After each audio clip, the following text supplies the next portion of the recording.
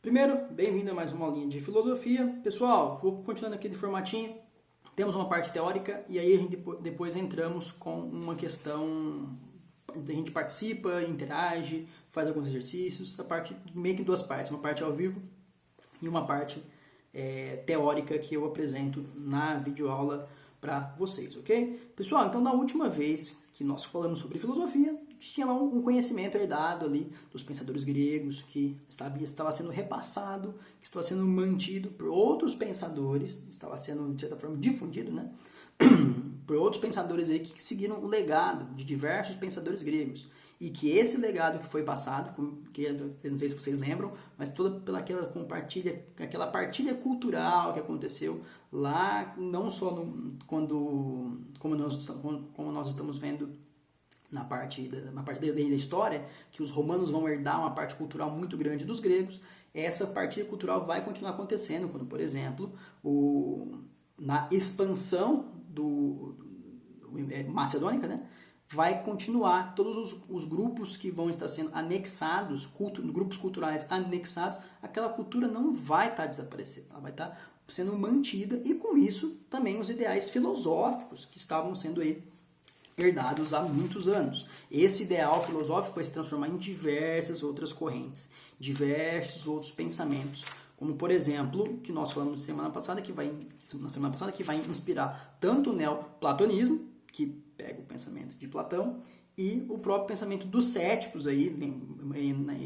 sendo exemplificado pelo Pirro, que vai estar trazendo uma ideia cética das coisas, que não acredita, e que o mais seguro é não acreditar em nada, não é mesmo? Então, isso vai ser uma herança justamente do Império Macedônico e a sua expansão, que vai anexar diversas culturas e vai continuar passando esses ideais filosóficos. E isso vai continuar mudando um punhado de coisa. Então, por exemplo, agora nós vamos falar da teoria da iluminação divina, que é de um carinha chamado Aurélio Agostinho, ou Santo Agostinho para outros aí, que ele vai se destacar justamente por ele herdar um ponto da filosofia grega, mas obviamente modificado, e vai negar um outro ponto da filosofia que nós vimos até agora. Então ele vai combater o ceticismo e vai ter influências muito claras aí do neoplatonismo, lá do Plotino que nós vimos na semana passada, ok? Só que Agostinho já vai chegar com um ponto aí bem determinante. Lembra que tinha um ponto que parecia que eu até falei, parece uma coisa bem religiosa, parece que eles estão querendo falar Deus, mas não é Deus, que era o conceito de uno que nós falamos lá na semana passada. Então aqui ele já vai estar modificado mais, e aqui a filosofia vai começar de fato a se aproximar de uma parte mais teológica, ou seja, uma parte mais religiosa. Aqui a razão vai começar a se modificar para dar lugar para a fé. Vai ter essa mudança, inclusive os pensadores que vão falar bastante sobre Deus e sobre como o ser humano depende da luz de Deus para ter o intelecto e para ser banhado pelo intelecto divino, eles vão estar dizendo que justamente a fé vai substituir a razão nesse intermédio aí das informações. Mas isso vamos ver com calma, são muitos pensadores. Mas inicialmente uma frase que destaca, né, o Agostinho é por de fato trazer o conceito de Deus, como vocês devem imaginar. Então, por exemplo, nas últimas frases, aqui no segundo parágrafo da teoria da iluminação divina, na página 20, tem os seguintes dizeres aqui. Assim, Agostinho defendeu a tese de que todos os seres e objetos sensíveis correspondiam a ideias, formas e razões presentes no intelecto divino. Deus seria, portanto, a garantia da verdade e da possibilidade do conhecimento, ao contrário do que pensavam os céticos, os quais afirmavam a impossibilidade dessa, não só de Deus, mas dessa verdade. Então aqui ele vai herdar alguns conceitos já nessa transição de uma razão para uma fé em Deus. Então tem esse sinal aqui, tem o sinal desse aspecto do pensamento dele aqui. Um outro ponto que ele vai mudar, que vai trazer um conceito, que todos os objetos sensíveis são exteriores ao sujeito cognoscente. Lembra lá no conceito dos objetos sensíveis, né? Que seria os objetos que seriam mutáveis, as coisas que não são finais e eternas, as coisas que são mutáveis. Ele vai dizer que todo conhecimento referente a essa parte sensível dos objetos sensíveis seria instável, não dava para a gente confiar neles.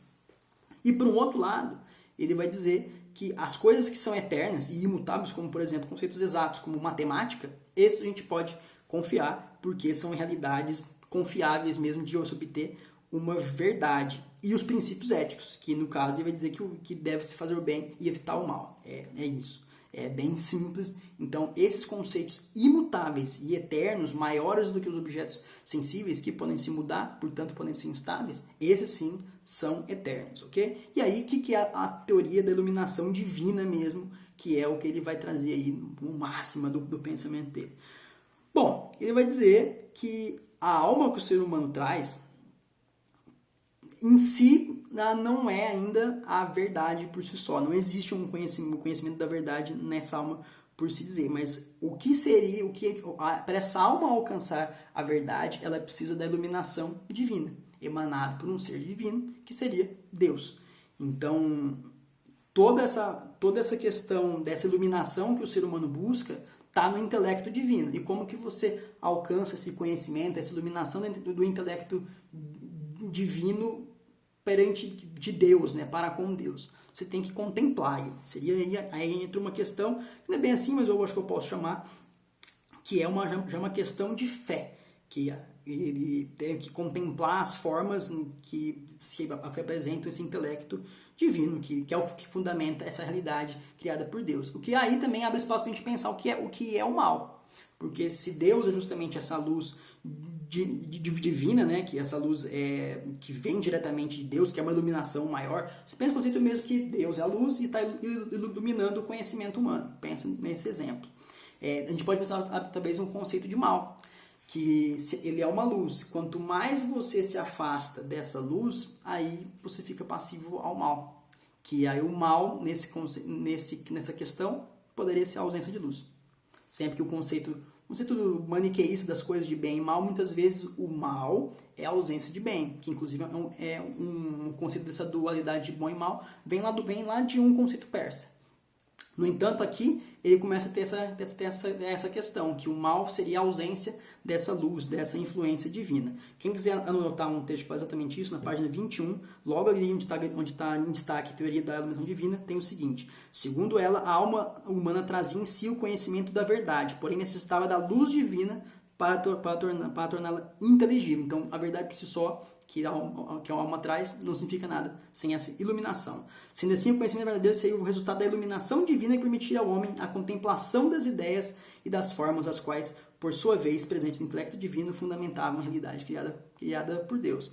E acredito que, nesse caso, não podemos interpretar que essa contemplação da luz divina, dessa luz, dessa iluminação de Deus, só seria possível através de uma coisinha que está nascendo aqui, que seria o conceito de fé. Você tem que ter fé que essa iluminação e esse Deus existe, né? E se você está tendo isso, você consegue interpretar e receber essa luz e consegue ser influenciado pela luz e conseguir tornar essa verdade que está em você inteligível, né?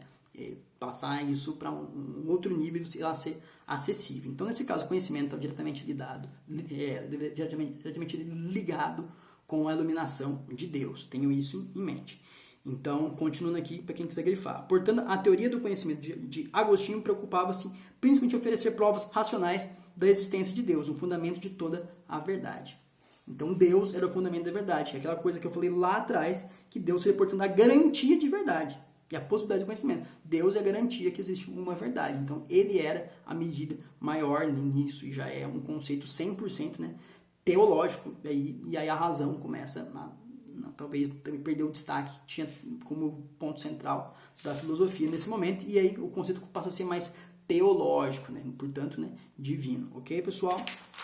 Acho interessante destacar algumas questões aqui, que inclusive eu falei na nossa última aula, que justamente esses autores que nós vamos por último, como por exemplo o Plotino, que seria responsável por espalhar esses conceitos filosóficos de Platão, por exemplo, para o mundo medieval. E aqui na página 23 temos alguns desses destaques para dar contexto. Eu gostaria de ler eles com vocês.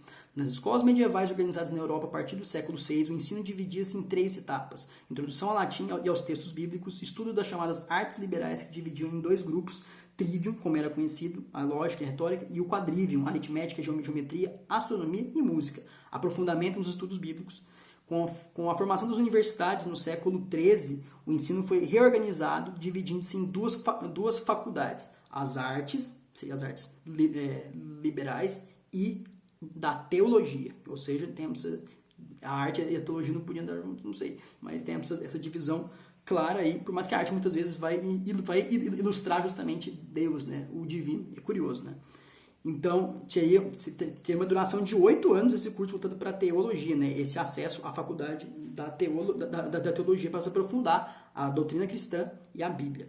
Então, e aqui tem nessa continuação, eu vou ler com vocês que eu quero propor uma atividade sobre isso, ok? Então, também acho que tem um pouquinho a ver com artes que eu quero propor. Mas enfim, já digo para vocês mais sobre isso. Pessoal, então em geral foi isso. Vamos fazer os exercícios, vamos conversar sobre o que nós vimos aqui ao vivo, ok? Então, até já!